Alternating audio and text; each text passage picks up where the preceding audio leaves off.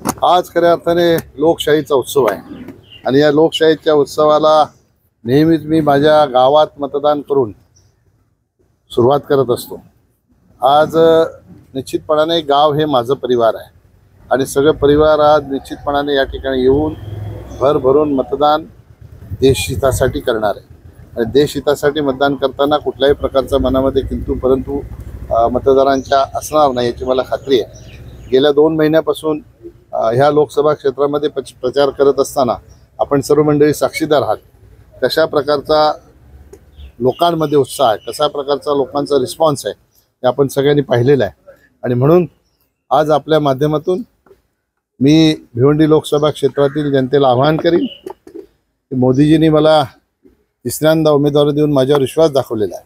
तो विश्वास सार्थ ठरवण्यासाठी आपण सगळ्यांनी बाहेर पडून मतदानाचा हक्क बजावावा, देशहितासाठी मतदान करावं, राष्ट्रहितासाठी मतदान करावं। कितीही ऊन असू दे, कितीही रांगा असू द्या, याची पर्वा न करता बाहेर उतरून राष्ट्रहितामध्ये मतदान करण्यासाठी सगळ्यांनी योगदान द्यावं।